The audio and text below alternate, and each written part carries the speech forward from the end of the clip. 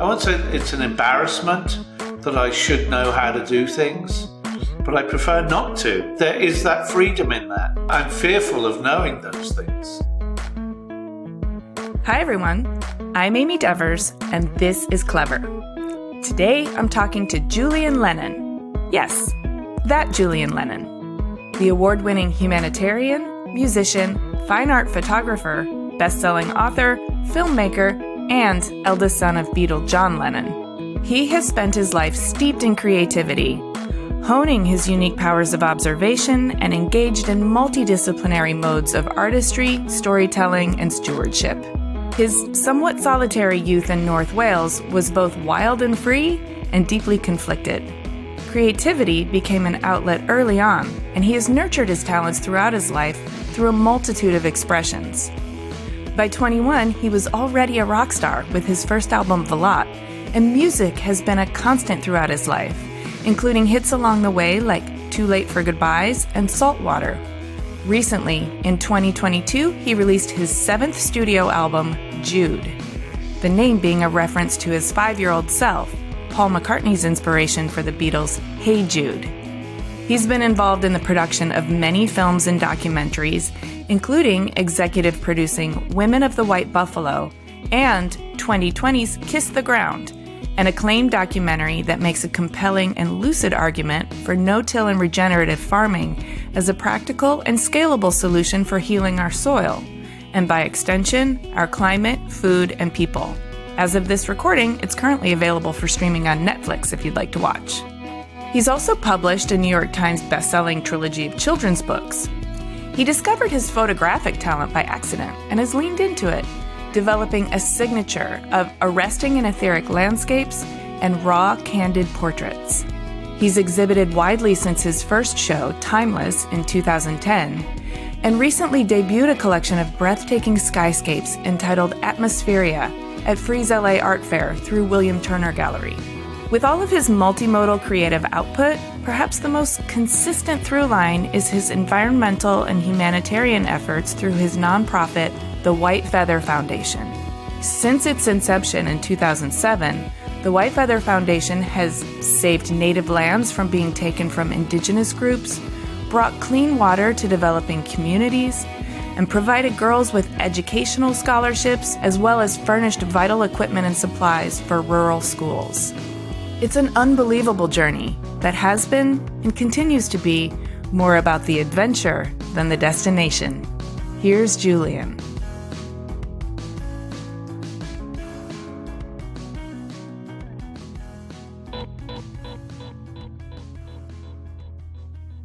I'm Julian Lennon, and I live in Monaco, but I travel around the world a great deal, and I am an artist who works in many mediums and formats. I always like to go back to the beginning. I love to understand the person you are today by also learning about your formative years. What types of things captured your young imagination and fueled your creative growth? A lot of how I've been indirectly guided. When Dad walked out the door, it was just Mum and I. I was fully supportive in whatever Mum wanted to do and tried to help her as best as I could along the way. In my teenage years, and even slightly earlier than that, I used to live by the seaside with my mum and my grandmother in a peninsula called the Wirral, across the estuary from Liverpool. It's only about 20 minutes away, but it's a very quaint seaside, old school town that remarkably remains pretty much identical today as it did when I was probably about 11 or 12. That is a rarity. Wow. It is. I went back to visit it with my dearest and oldest friend, Justin Clayton, who I used to go to school together. We've done world tours together, all of that kind of stuff. And we went back pre-COVID, drove up from London and spent a couple of nights up there. And I was expecting the place to look remarkably different, but it was remarkably the same. That must have jogged a few memories loose. I remembered playing on the beaches there as a kid, very much walking up and down and going to the old cinema, which also was on the beach. So I was inspired a great deal by that because we used to go to the cinema every Saturday morning. It was a thing. But shortly after that, Mum moved to North Wales. We basically lived in the middle of the countryside, in the middle of nowhere for quite a few years. And that had quite a big impact on me because, there wasn't a lot of TV back then. We were just about entering the video era. If you taped something off the TV, there was obviously no internet and no mobile phones. So you made your own fun. Being on farmland, it was about 12 acres, and I used to work on the neighbouring farm. I used to help with the lambing. I used to do a number of other things, getting food out. Wait. Out. Yeah. Help with the lambing? When the sheep were having their lambs, you helped the lambs come out. You were the obstetrician for lambs? No, I was a kid. I helped out. I was a hand on the farm, and I put the hay out in the middle of winter in snow to feed some of the animals out in the wild. But when I wasn't working, I'd be climbing trees like an idiot. I'd be building canoes. Oh, fantastic. Would go down rivers. Then I got into motorcycles as an early teenager. Before we get there, though, it sounds like you were living pretty close to the earth. Oh, very much so. Very much so. And even if you were high atop in the treetops. I loved nature. It was an important thing for me to be part of that. And I think it's essential for kids that are growing up to be out in nature to understand what your relationship with it is. I guess that's why many moons later, I've come back to it in a bigger way than ever before, especially with the likes of not only working with the charity that I founded, the White Feather Foundation, where we try and help around the world, but also with independent films like Kiss the Ground, which in of itself has become a platform which is making great change and great strides, slowly but surely, around America and around the world. And, there are plans to have a few follow-up films on that will enlighten people further as to not only just understand what's really going on, but also to, be able to make some changes, simple changes that can make a great deal of difference. Yeah, that's really important.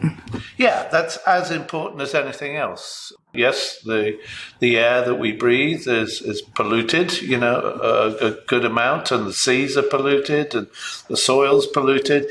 We can't do everything, but we can certainly do our bit. And definitely my focus, at least with Kiss the Ground and with that team and moving forward, is to regenerative farming, looking after the soil, because with the air and with the sea, if we don't look after it, we're the ones that are screwed. The earth will remain. Absolutely. It's the humans who are fucking themselves. Yes. So the earth's just going to spit us off at some point, and it'll be fine. And everything else will be fine again. We're idiots, really. We truly, truly are idiots. I hear you. I want to get further into Kiss the Ground as we go into your career trajectory, but I'm really interested in this young child who was birthing lambs and then getting on motorcycles. Well, I was very much a loner, especially in those circumstances. Number one, it was not only awkward being the son of a very well-known person, it was problematic beyond, because I would have to, when Mum was a bit of a nomad, she traveled a lot, she moved a lot, so and I feel I've done pretty much the same as that, which I love. But, I'd have to go to new schools a fair amount. One of the last ones I went to in North Wales, where they were old school English private schools, they would have an assembly in the morning. And if you're new to the school, the headmaster would, say, and we have some new people that are joining us this term, and then they just introduce everybody by name, and then of course I'd be pointed out. They would say, "Stand up. This is Julian Lennon. This is John Lennon's son from the Beatles." Oh my God! Even at 11 years old, I'd be going, "Really? You had to do that. That's not fair to a child. That puts undue exposure on you. Yeah, and from that point on, the trust in people was very difficult to gain because I didn't know why people liked me. Oh my gosh, what a distortion to grow up in. Oh yeah, that was really messed up. It's as you can tell, it's still a thorn in my side because I don't believe there's any excuse for doing that to a child, especially, is putting him in a position where he's just screwed. I think I came out of there with my one and only best friend that I still have, which is Justin Clayton. That was a tough one, going through a number of schools and approached that way by the school and the community. It was annoying, to say the least. I hear you. And I'm sure people thought they owned a piece of you, or they had a right to know you more publicly than anybody else. It pushed me further into quietness and being shy because I didn't trust anybody. I didn't know who was my friend. I was quite introverted, to say the least. I was quite closed off. It was a quiet youth for the most part. I think it was around that time, probably about 10, 11, that it started getting pretty weird for me. Because of that, I would try and avoid being seen as the son of or being in any circumstance that would allow that to come about. Yeah, that would make it difficult to forge your own independent, sovereign identity as well. Yeah. It's only been over 50 years in the making where I feel some sense of myself, really. That's why in 2020 I changed my name, which was originally John Charles Julian Lennon. By deed poll, I changed it to Julian because I was tired of being the second John, and I felt that I wanted to be Julian. I wanted to be myself after all these years. And so that's partly why I called the album Jude, was because it was, I won't say a coming of age, but it was certainly taking ownership of the name Jude and all that stood for. It's a reclamation. Yeah, very much so. I'm not sad, but that it's taken this long to get there, I've got to say, after leaving the business and coming back to it every kind of 10 years or so, I understand again why I left the business, because just the entertainment industry in general, I loathe. I really do. I mean, there's some good people in it, obviously, but it's a horrible life, I think. I mean, this is why I go on, whether it's long motorcycle rides or if there's an excuse. I mean, I love LA. I've got a lot of friends here. I used to live here, but I went up to meet the writers, producers, and directors of Kiss the Ground yesterday, who live in Ojai. So any excuse to get in the car, a little Mini with the roof off and go, I'm gone. So I love just doing stuff, going places, being outside and doing all of that kind of stuff. I'm just so tired of the industry itself because it always turns your back on you one way or another. Well, the way it's set up, it's very extractive as opposed to regenerative. And I can see that you would just feel so depleted after answering a slew of similar questions in different towns. After going around in circles with the promo on this album, a year or two ago, when I did some promotional work for my photography, we were doing some very interesting interviews at that time. We would generally discuss with most magazines all of life and why and how things are interconnected one way or another. And when I went back to the whole music thing, they didn't care about anything else. They didn't care about the New York Times best-selling children's books. They didn't care about Kiss the Ground was borderline on the verge of being offered up for an Oscar. The White Feather Foundation, all the other stuff that I do, they didn't care about any of that. Doesn't make any sense to me since you can hear it woven throughout all of your music. All of this stuff, you're multi-dimensional creative and everything is related. Yeah, I learned this lesson even harder when literally over the last year have not been able to get on any late night talk show. Not to either talk nor perform. I've offered myself up so that I can speak about whatever anybody wants to ask me, because I have a lot to talk about in regards to the work I've done over the last 5 years and more. I can't get arrested. So I'm like, why am I being blocked? Or do I have to dumb down my situation? Do I have too much to talk about? What's the deal? Just at the end of the day and at the end of all this promo, I'm going, this gives me anxiety. It stresses me out. I don't understand why I'm in the situation I'm in when I've got nothing but love and much more to offer on so many levels and to talk about. But this is why I've kind of decided, literally in the past month, that I've just decided I'm just going to get on with the creative work now and screw everything else and be happy in that process. Sounds like you've made a few really heavy duty life decisions in the last few months. Well, I think that's the only way I can be happy. It's basically the idea that just believe in yourself and your work and your art and your creativity and just get on with it and lead a happy life, And I've been at that happy place before and I really, really enjoyed it. But then when you have to kind of try and prove yourself by going out into the media and doing all that stuff, that's where the ugliness of it all comes into play. And I just don't like it. And now I understand so much why people pull out of it, because it's not a pleasant place to be. It's a different situation if you're part of the A team. You're the Taylor Swifts, this, that, and the other. But anybody beneath that, it's a graft. I used to love playing live. I had considered it for later this year, but there's a lot of stress and anxiety behind that too. For one, I have the worst memory of anybody I know. I'm not a practicing musician. I only play to write when it feels natural. So I write, I record and produce the work. And I work with a lot of other people too on their projects too, but not a lot is known about that. After I've written, recorded and produced it and put it on tape, I forget about it. I kind of move on to the next project, whatever that is, whether it's music or photography or otherwise. And so to come back to it, a lot of people say, oh, there's a guitar, can you play us something? And I'll go, no. Literally, I cannot play you something. I don't remember how I wrote what I wrote when I wrote it. And that goes for the lyrics too.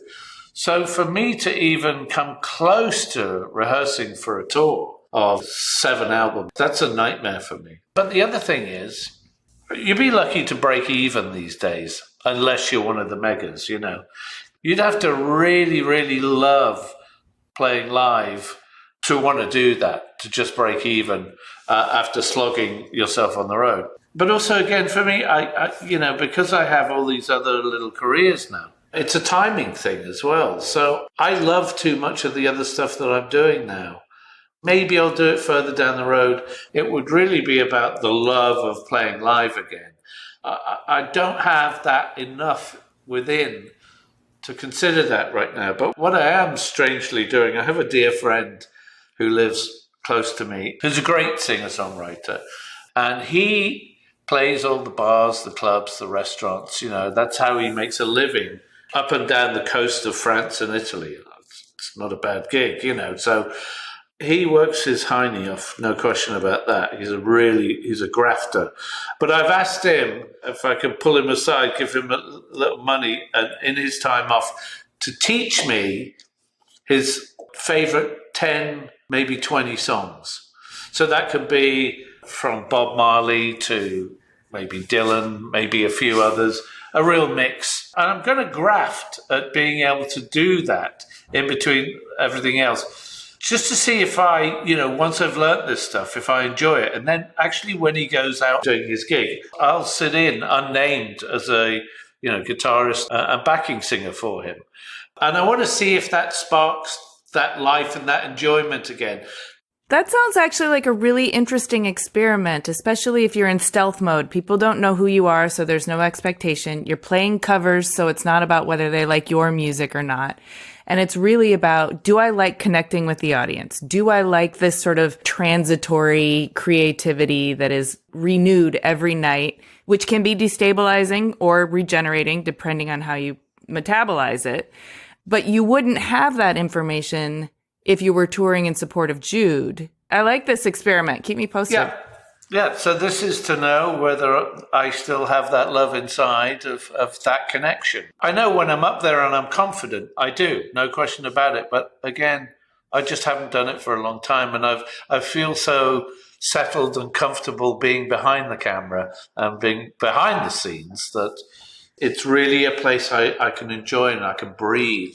I can do all the creative stuff without that anxiety and tension, that knot in my stomach that I always, even thinking about it, I start,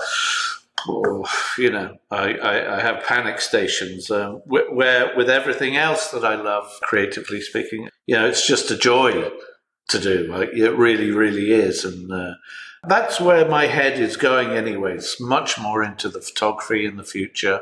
I just had it's still on, a great exhibition in Santa Monica. Yes, Atmospheria at William Turner Gallery. Yeah, which the response has been fantastic. I mean, the photos are just arresting. They take your breath away. Well, thank you. The weird thing is that, I thought as a photographer, at least in the traditional sense, it was much more about, being a guerrilla photographer in many respects. If I was considering a collection, we'd be talking anywhere between 20 images, maybe 30, 40, 50. The biggest collection I did was one called Cycle, which I showed around the world and was able to really do a great show at the Leica Gallery here in LA. And that was pretty special too. A lot of my earlier photographs were known as painterly, because they were just soft clouds. And I loved all that stuff, but I thought as a photographer, I should be more focused. I should be storytelling. I should be doing all of that kind of stuff. And I have done to a certain degree. With Cycle was about the cycle of life in the South China Seas, how people survived. And then you have Charlene Whitstock, who became Princess Charlene of Monaco, behind the scenes stuff like that. And I love all of that too. But I always kind of wanted to get into the more artistic side of that stuff. And I'd never really worked on such a big scale before either. My love initially at school was being an artist. Before music, my medium was really pastels. That's what I loved. Yeah. Were you figurative or were you abstract, or how were you expressing yourself in pastel? Figurative for the most part. But I did wander off a little bit because I found with that particular medium you could obviously blend, which is what I loved, is that you could fuse anything and everything in that medium. This is all making sense. Your photographs also kind of have that kind of ethereal quality. But your life does too, because you're blending all of these different creative pursuits. They all bleed into one another. Yeah, and aside from that, then I fell in love with cooking. And I really was considering going after being a chef at one point, because when I first moved out of my home with Mum, I had like £5 a week, which I guess would have been maybe $7, $8 back in the day. And I survived on Heinz beans on toast for a very, very long time, until I got very sick and tired of Heinz beans on toast. Still love them occasionally, though. Memories. Good cup of tea, Builder's tea, and beans on toast. Mum started showing me, throw some onions in there and some different spices. And I go, yeah. So I started learning about blending on the food side. So majority of the food that I make now is fusion in many respects. Some traditional stuff, but nothing follows a recipe. And I've been involved in several restaurants and still am. Oh, in what capacity? I was a partner in a restaurant that did very well back in the day, but what killed us off was actually the writers' strike and the financial crash in 2007 and 8, where we couldn't afford to pay the rent anymore. Nobody was coming to, and this was at our kind of flagship one out here in LA. It's a restaurant called Blowfish, sushi to die for. Anyway, my partner Jason and our partner Ritsu, the chef, they are looking to open up in Dubai. And I never thought I didn't feel I had any interest in Dubai. I didn't have a connection with that place, but maybe this will show me something different. But my partner Jason says he loves it out there. So I'm going, all right, well, I'll come visit and we'll see how things go. During COVID, we were actually making up recipes for another new restaurant venture we were going to do, but COVID killed that as well. But one thing at a time. Well, I was going to ask you about that, like the gear shifting that you do, shifting between all these different projects, all these, you must have so many irons in the fire and balls in the air at one time. How do you navigate? I like that. Listen, I was in the music business, still am to a degree, for over 30 years. That's why I happily moved on to photography came into play, and then documentary work came in, and then the children's books and the White Feather Foundation. So I like to move. It's like, for me, sitting on a beach. Give me about 20 minutes and I'm twiddling my thumbs. It's like if I arrive in a new city or a new location, I'm going to rent a car, look at the map once, get lost and find my way around and know the city after a few days. I can't sit still. I have to absorb and learn and sense the place emotionally and by food as well, of course, So, I don't think I've traveled enough, to be honest with you. And when I did, it was mostly on tour, and that was in the back of a bus or a plane and the hotel and the gig. And that was that cycle of life. Right. You don't have your own schedule to go exploring, really. Yeah, well, that was fun in your 20s and 30s, but we were all a bit mad back then. We just wanted to get mad. we weren't really overly interested in the cultural experience of the locations we were going to. So I love moving. I love traveling. I love driving. I love discovering. My ambition is to travel a lot more. So I was going to ask you about your photography and travel.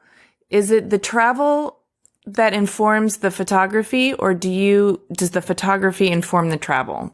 Partly how this started was you going on trips for the White Feather Foundation. Who would align? We have aligned ourselves and learned a lot from organizations like Charity Water.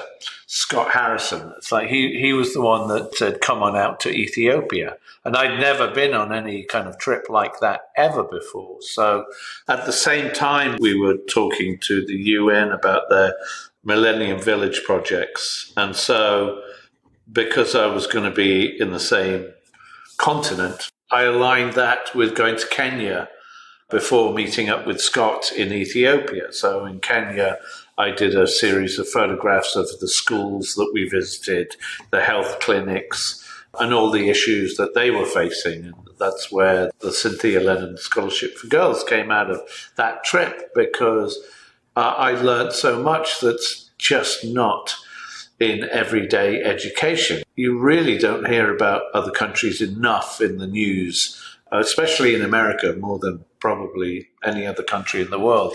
They shy away from information from the rest of the world, which is really sad, because I'd have to hear from friends or even online if I'm looking at something else. Because I was thinking of going to New Zealand, where I've never been. I've seen so many shows and know quite a few people from out there, and it's so stunning, so beautiful. I'm afraid that if I go there, I'll never come back. So I was thinking about heading out there for my upcoming birthday, and my friend who lives out there, she said, Jules, have you not heard about the cyclone and the flooding and everything and the deaths that have been going on here? I said, what? I think you have to move around to find out what's real or not these days, half of the time. Certainly those trips to Kenya and then Ethiopia really opened my eyes. You think traveling through Europe or whatever is enough. It's never enough. I can't wait to go back. I just want to explore more and more and more. But the world can be quite a scary place, no question about that. And you want to be organized, I think at least, and safe with one's travel where you're going. That's why if you can do trips like that with organizations or NGOs already in place that you feel safe and secure with, and that they know the area, and that it's much more comfortable to be able to do that. Because again, as quite a shy person initially, I still have to push myself out the door with some of the anxieties that I've had over the years. I've always had anxiety to a degree, but this last year or so has been really full on. Why do you think that is? It's all the unknowns. even the idea of touring and playing, I can't breathe sometimes. I get to this point where I can't leave the house. I can't deal with people. And it's tied into depression as well. And I've had my fair share of that crap too. But I've been working through all of that for the most part. But every once in a while, I get hit hard by it. And I think you just have to ride it through for the most part. I mean, there's certain things you could do, like move, get out, exercise, breathe. And so I make that much more of a core thing in my life these days. I go power walking at least 3 times a week for anywhere, 5-10 kilometers just to get out. But I take the camera because, whether it's down by the sea or up in the mountains, I'll either go in my little convertible Mini or I'll go on the motorbike, so I'm getting fresh air at the same time, even if I don't get a proper walk in. So I have to do that minimum once a week just to get out. Just to stay centered. Even if I'm okay, I'll just go, no, got to get out. I've spent too much time doing this or editing photographs or any number of things that takes my attention away from being outside, being in nature, seeing the sun, feeling the sun on my face, or the breeze, or the chill with the walk. All of that has become very, very important. And I notice that a lot of people really feel the same way, that not that they're shutting down, they're just escaping. In some ways, the pandemic did us all a service because we had to confront mental health and unhealthy habits and productivity habits that we were already in society. And then the pandemic made it worse, so we had to confront it. And a lot of people went, I'm just not going to live that way anymore. And I'm not going to power through my anxiety. I'm going to take a step back and I'm going to care for myself. And I'm going to do what I need to do so that life isn't such a shit show. Yeah, it did all predominantly come about. I mean, I was in Monaco and in France during the pandemic, and there were a few places around the world where they were pretty strict. And you weren't allowed out the house for more than an hour. You'd have a piece of paper, so you were allowed outside in a 1 kilometer area. You were allowed out only for an hour. You had to say what you were going outside for, food or a walk or this or whatever. Where I have a summer home at the moment is probably a couple of 100 yards from the sea. It's not on the sea. There's a main road in between. I mean, this is what I don't understand with the pandemic especially, is that, they said, no, you can't go, you can't sit on the beaches and get some fresh air. So half of my 1 kilometer circle was in the sea. So I had half a kilometer to be able to go outside for months and months and months. That was a weird one. I was on my own, very, very isolated, scared, not knowing what was going to happen, having no idea if we were going to get out of this. I was concerned at first for the first, few weeks, but after I settled into the peace and quiet and just hearing the birds outside and just hearing water, the wind in the trees, I very much fell in love with nature again. This is where it all comes full circle again. That was really quite beautiful for a while because I just eased into, there is no choice here, there is no escape, so do what you can in the moment. And so that's when I began to breathe. That's when I began to meditate in many respects. I do photography editing probably, or work up proposals and projects. I'd still FaceTime my manager, Rebecca, out in LA. We'd look forward to our weekly chats on a Friday. So that was Friday night. But also, it was amazing because I hated the idea of doing Zooms. And she said, Jules, listen, it's really important. You've got to have this one meeting with 5 people that you don't know. And once this is all over, it could make a big difference in how we move forward with certain projects. I really hated the idea initially. And then I saw, execs of this company and that company almost in their pajamas with terrible lighting. And you saw their bookshelves and clutter. Thought it was fan-fucking-tastic. I fell in love with doing it. I said, no, we're not doing a phone call. We're doing Zoom or we're doing FaceTime. I want to see these motherfuckers. No, because what it really did was it put you on, a level playing field in such a nice new way. Because previous to that, I'd been out to LA and we were meeting certain, agencies, this, that, and the other. And you had to go to the desk and you had to show your ID, and then they give you a sticker saying who the fuck you are. And then you'd wait downstairs, and you'd be told to be escorted up to the top floor, and then you'd be put in the waiting room up there and you'd eventually get to see the person you wanted to see. And this way, you just went boom, and you saw them looking disheveled, terrible, in their own homes with their terrible interior designs. And I found that fascinating, and I basically just started taking the piss out of them, really. And I enjoyed the whole process of meeting people again that way. At that point, I started to reconnect with quite a few old friends that I hadn't seen or heard from in years, and was really slightly older friends that I was worried if they were okay or not, And then that became the new medium, of connecting with friends once a week, lifting each other up if we were a bit down.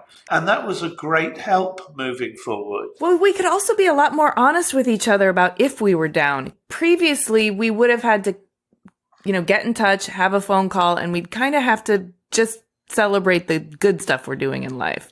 I was very much about being honest, should I say. So that, how are you feeling? Well, I feel like shit, and I'm scared and I'm lonely. Your friend would, next week, he'd be stronger and I'd be the weaker one, and I thought that was a great opening.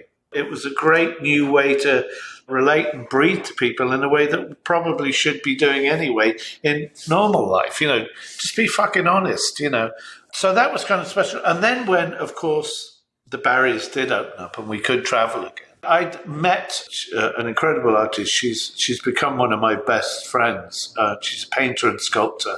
And she decided to move. She's from Belgium. She decided to rebuild a 9th century tower in a tiny little town up in the mountains behind Cannes. She's an amazing interior designer too. So I said, well, let me come and say hi.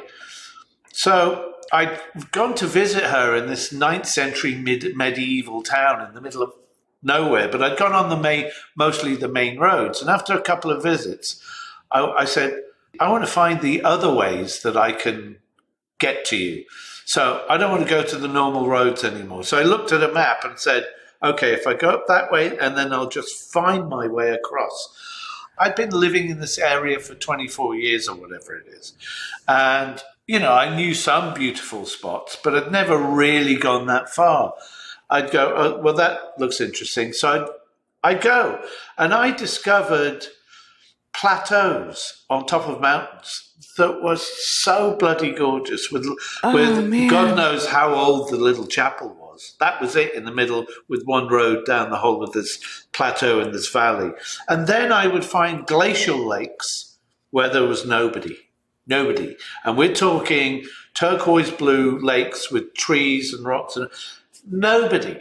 If you did the short version, it was maybe an hour, 40, 50 minutes, maybe 2 hours. But I would find all these new trips up in the mountains. And I'd been there for almost 25 years and I knew nothing about these things. So getting out again and just breathing and trying new roads, roads less traveled, I was fully blown away. And that just shows me there's so much more to discover, even locally for me. A day away and it feels like you're in another country. It really, really does. So I'm even trying to push getting out and about even more than I ever used to before. It's just magical. And people say, oh, you're surrounded by such beauty. I'm going, yeah, I go and find it. I don't sit at home doing this, Get in your car, get on a bike, go walking, do whatever. It's out there. You just got to go and get it. Well, and the beautiful thing about having done that a few times is it restores your sense of discovery. You start to remember, oh, there's a lot out there that I just haven't found yet. And then that gets your curiosity fired up and you start to look forward to it in ways that, is life affirming. It's also the beauty that surrounds you that, you really do see again what is just around the corner, Again, it's like me when I'm in LA. I think I probably know the Santa Monica Mountains more than most people who live here. Because at least once a week I will get in the Mini, roof down, and I will find new roads until there are none to be discovered in that spot. And I do it at least once a week, as I said. And I do it so I catch the sunset north of Malibu. It's just beautiful. But I make the effort to find it. Give me an excuse, as I said, to go somewhere, and I'll do it. I'd rather have that than sit around, Yeah. No, you sound like an explorer at heart and also a bit of an anthropologist, in addition to being connected to nature. The funny thing is, there was an event in Portugal, in Lisbon, which I'd never been to before, quite a few years ago, where the Explorers Club had an event called GLEX or GLEX. I'd just done a new 25th anniversary version of Saltwater, a song that's well known with me. It was number one in Australian Brother. And they asked me to come along, and I thought, okay, it'd be nice. I've never been to Lisbon. It's a couple of days. They're going to host me. And I knew one person out there as well who was an art dealer. So I went out there, and it was taking place in a big theatre. It was like TED Talks, but for the Explorers Club. And I thought it would be like being back in school. I couldn't wait to get out of, be a naughty boy and get out the back door. But I absolutely fell head over heels in love with all that was going on, and the majority of the speakers there, because it was like the new guard that was coming in, the younger, braver. Not that the earlier folks in the Explorers Club weren't brave, no question about that, but this was a fresh start. This was a new group coming in with new wisdom and new understanding of we can fix things. And so I fell in love with the Explorers Club. And what they did was, it was a 2,500-seat theatre, I think. And they wanted me to come up and sign books for all the kids of the Explorers on stage, which was a bit weird. But anyway, the thing was, it was one of those huge screens behind, and they played the new video for Saltwater, which had astronauts in it, that had deep sea diving, had the Yellow Submarine in it, So all the subject matter that was being discussed about life on planet Earth and the world around us was in the video. And so that was played in front of all the speakers and their families at the end of the event. And then we went backstage and we talked to all the speakers, etc., etc. And I said, I'd love to be an explorer. And they said, you are an explorer in your own way, because you're spreading the word through books, through songs, through videos, through documentaries, through the White Feather Foundation. So we'd love to have you on board as an explorer. So I'm now part of the Explorers Club. Well, congratulations. I can see a twinkle in your eye. You found your tribe. Well, the idea is to get back into that travel and discovery, and to really discover how far I can push that, and go out into a world that I know very little about, in all honesty. I'm excited to be able to get into that world again. So when you do go exploring and you absorb all of this new information about the world because it's a new place that you haven't been, or it's a discovery, I'm assuming you have your camera with you, but do you digest it, and then does it tell you what kind of creative output it wants to be? Whether it's a photograph or a documentary, or it comes through and you're writing for a children's book. How do you metabolize this inspiration? Well, regardless, I think what would be a good thing for you to watch if you haven't seen it is a little video that we did for the Restoration Hardware RH collection of photographs. It's just a little video. You can actually find it probably on my Facebook and or Instagram. And it just describes that if I see something that inspires me or grabs me in some way, I have to take a picture of it. I don't have a choice. For whatever reason, I do that. I may not get the story across or the meaning of it at that particular point in time, but I tend to find that when I'm editing. I've realized that I'm not really a photographer. I capture images, yes, but it's in the editing that I will find a story or the story I'm meant to find or that I'm looking for. Because you can see the pattern. You have a macro view of it at that point. I can breathe at that point. Whereas normally, even shots with some collection, a lot of pictures will be taken in the back of a truck just on a whim like that. I don't know if I've got that picture properly or I can use that until I get back. Like the Princess Charlene pictures. I was taken on by Vogue.com to get pictures to them directly after the wedding. And it was a very small space with a hairdresser, the hairdresser's assistants, the makeup person's assistant, clothing. So it was so many people. And Princess Charlene Whitstock at that point in time was, I think, in shock that she was about to become a princess, and her life was going to change dramatically, forever. And she was 50-50 at once asking me to be there. She was 50-50 as to whether she wanted me to be there. And I said, listen, this is a moment in time that is really special, really unique. There'll be no other like it. I'll stay out of your way. I promise you, I'll be a fly on the wall. Anyway, I just shot what I could. It was chaos. It was mayhem in these rooms with people doing this. And I had no idea. And so I got back home, which was about 15 minutes away, and I immediately put them up on the screen, and I look at the images, and I just go, I've got nothing. Fuck. And this happens with every collection that I do. And there was one thing she asked me to do, which I'm sure it's okay to mention now. She said, none of the pictures can be seen with me smoking or having a glass of champagne. Can't do it, okay? Got to promise. Okay. And Vogue said, listen, we definitely need one of her smiling. I'm going, okay. The only picture in the whole collection of hundreds that I had where she was smiling was she was sitting back in a chair with a ciggy and a glass of champagne. Like it was like a Vogue shoot. It was like it meant to be.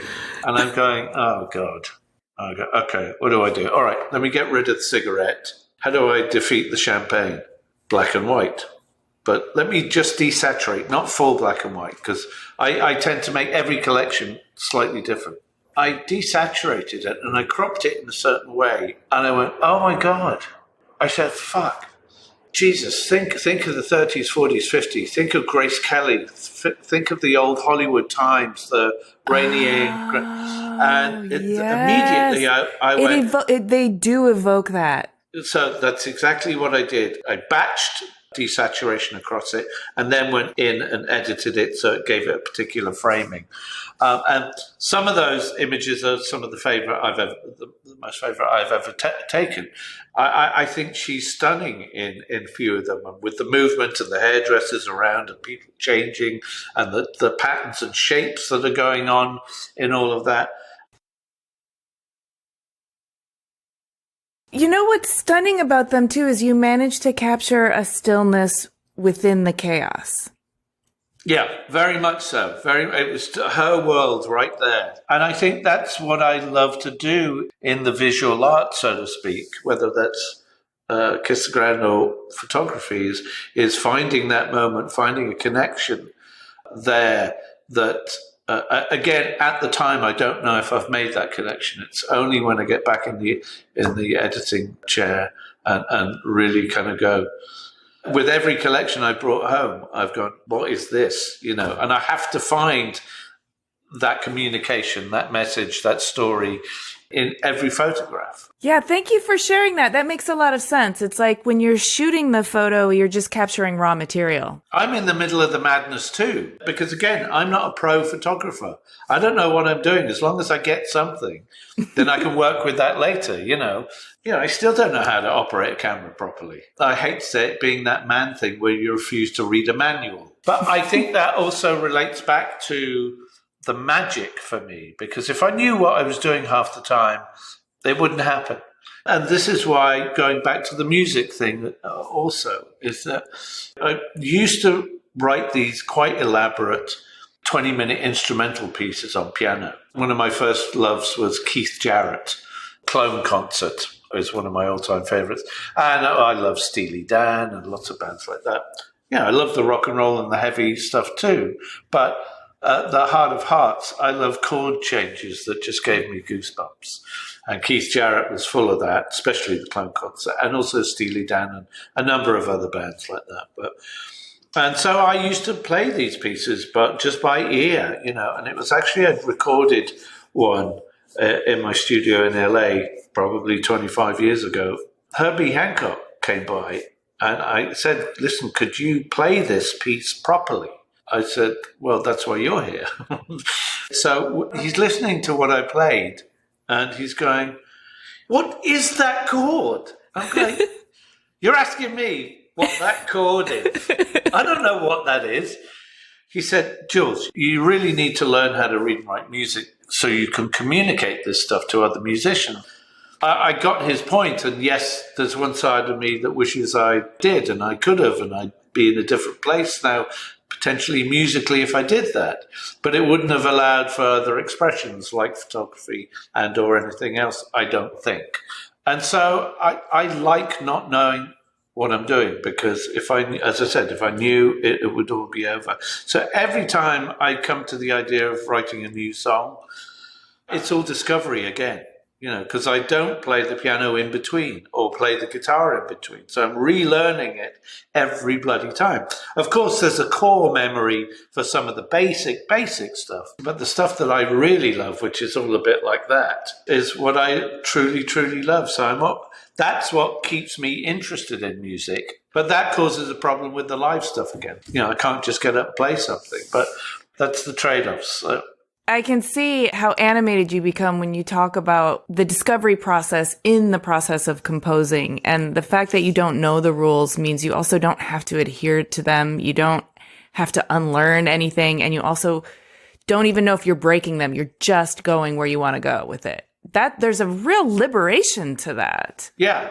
But I won't say it's an embarrassment that I should know how to do things, but I prefer not to. There is that freedom in that. I'm fearful of knowing those things, which is a weird place to be.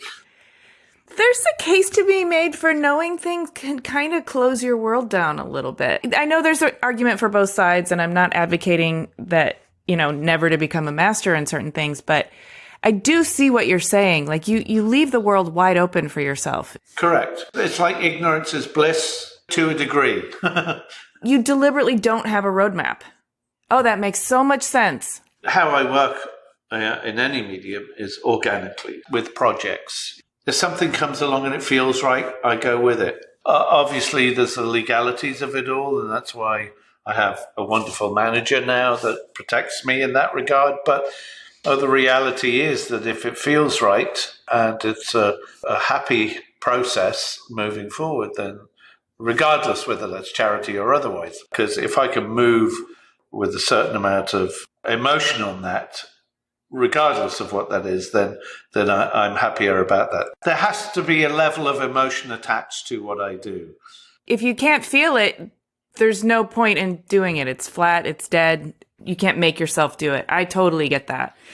I'm also wondering, it sounds like you have a very sort of finely calibrated internal compass. I try. Do you feel like you're a sensitive person? Like, do you pick up on other people's energy and emotion? Oh, completely. From the second, literally. I'm emotionally driven. And if I feel any negativity or just doesn't feel right, I'm not going there. It's that simple. I've gone down that road before where, I've trusted people on a number of levels. And at the end of the day, found out I should have just listened to my gut. And so that's all I do these days. I don't want to do anything that doesn't feel right. I also think I learnt that from Mum, really, with all the crap that she had to live with and through in her life. And she got a fair bit of use and abuse, so I observed all of that. But you have to find your own way. At least I feel much more in tune these days than I ever have before. And I certainly want to be less regretful and happier moving forward. That's my aim, that's what my life should be, if I can make it as happy as possible. And so that means cutting out any of the negativities. You need part of that to a degree, but I want to make it predominantly being in a good, balanced, happier place. That's my agenda moving forward. And if that means dealing less with certain situations, then so be it. Well, congratulations. Those are bold decisions to make, and not everyone gets there. The thing is, I've been there before, but I've lost it. It's almost being in a position of not caring. Of course you care, but it's just that level where you don't let your surroundings affect you in that way where it could disrupt your peace of mind and your own version of balance in life, you know. Yeah. Just to share a brief personal story of mine, the one time I sort of experienced what I think you're referring to was after a kind of stack of traumas. Somebody died who was very close to me, and I was grieving that death, and then also a bunch of other life stuff just sort of piled on. And I remember the heaviness of the grief made everything else so much lighter. It shifted everything into perspective in a way that I remember going to work and thinking like, I was like on top of my game because I didn't give a fuck about any of the other little stuff and other people and their little attitudes and the shit that they were incompetent at. And I was just doing my thing. And I was like, actually, this is the way it should be. Like I was in flow. And it feels very fleeting though. It feels hard to grasp at. I've had that once or twice. And when you're in that place, it's quite magical. It's like you're almost in a bit of a dream. And it's not necessarily judging people, but you just don't bother with it because it's not relevant. It just doesn't matter.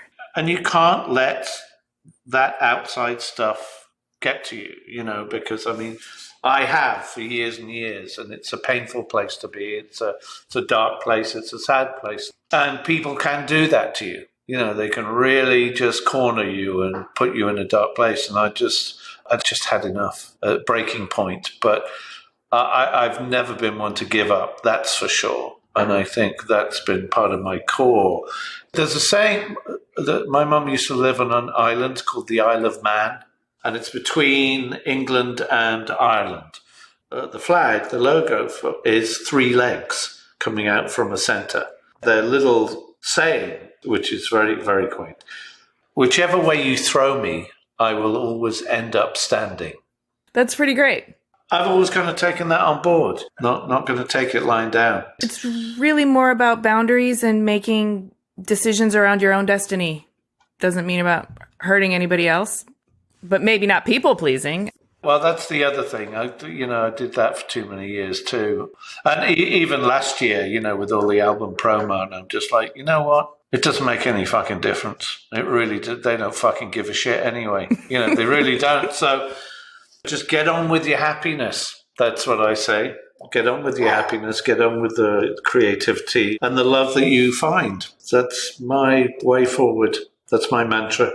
That is a beautiful mantra, a beautiful way forward. When you're looking forward, what brings you joy? What's on the horizon that brings you joy? Well, I have to say I haven't been in a relationship for a long, long time, just because I haven't met that person. I love meeting new people, though. I love meeting new friends, like-minded friends, creatives. That inspires me. And that's why travel inspires me, because you do meet incredible people along the way. I mean, I can say a number of things, you know, cooking for friends, you know, that kind of thing, sharing time with people. I think discovery with people is great. Travel with people is great also. That's what I aspire to on a number of levels, obviously camera in hand. But would you like to find that person you can share your life with? Of course, absolutely. I've been in a couple of great relationships, but for a number of different reasons, they just haven't worked out. But I'm hoping that that'll happen at some point. I mean, it's been a long time, but I'm not one that plays around. I can't do that. It's just not in me to do that. I like a connection. You know, I want that best friend, that partner in crime. I'm very close with a couple of friends, very, very good friends, but just not the whole. But in the meantime, all else is pretty good. And I tell you what bothers me the most, although sometimes it is necessary, but schedules. Although I will be there on time, if not before. Yes. It's like this thing with me, which is you don't like rules and roadmaps. You like to do your own thing when you want to do it and how you want to do it. But I do it to the best of my ability when I do it. But I think there's a logic to that because it allows me to breathe and have time to make the best of what I'm trying to do.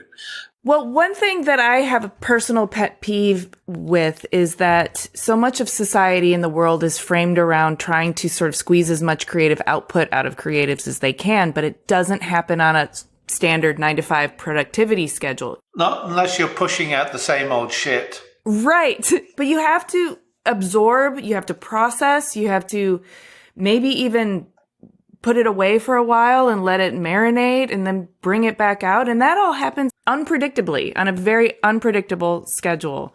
Absolutely. And you have to allow for that, or else you're going to fall into that formulaic rhythm of cranking out the same old shit. Yeah. The end of the last promo that I was doing, which was 2.5 months here in LA, I mean, it was to the edge. Got to a point where I said, I've got to stop this now. I have not been able to breathe. I have not had time off. I said, listen, don't make me hate this, because if you do, I won't come back. This will be the last time. And in reality, it probably is the last time that I'll go that deep into that kind of promotion again. You know, I'll put stuff out there and say, here you go. Like it or leave it. That's it. Onwards. Next project, please. Well, I love that you are spreading your talents through so many endeavors, including, philanthropy, humanitarian. I think I've only just started, really, to be honest with you. That's great. If I can get the support to do all the projects I'd like to do, it's just the beginning, That's the difficult thing, finding that support behind you. But again, there are things that don't need any support. So onwards and upwards. Well, you seem very engaged with life, and I totally encourage you to continue on this trajectory of doing things on your own terms and editing out all the stuff that makes it unpleasant, not fun, or where you can't breathe. Indeed. Been there, done that. Thank you so much for sharing so much of yourself with me today. I feel like we made a connection. My absolute pleasure. Thank you very much. Hey, thanks so much for listening. For a transcript of this episode and more about Julian, including images of his work and a bonus Q&A, head to cleverpodcast.com. If you can think of 3 people who would be inspired by this episode or Clever, please share it with them. It really helps us out. You can listen to Clever on any of the podcast apps. Please do hit the follow or subscribe button in your app of choice so our new episodes will turn up in your feed. We love to hear from you on LinkedIn, Instagram, and Twitter. You can find us at Clever Podcast, and you can find me at Amy Devers. Please stay tuned for upcoming announcements and bonus content. You can subscribe to our newsletter at cleverpodcast.com so you don't miss a thing. Clever is hosted and produced by me, Amy Devers, with editing by Rich Straffolino, production assistance from Ilana Nevins and Anushka Stefan, and music by L1011. Clever is a proud member of the Surround Podcast Network. Visit surroundpodcasts.com to discover more of the architecture and design industry's premier shows.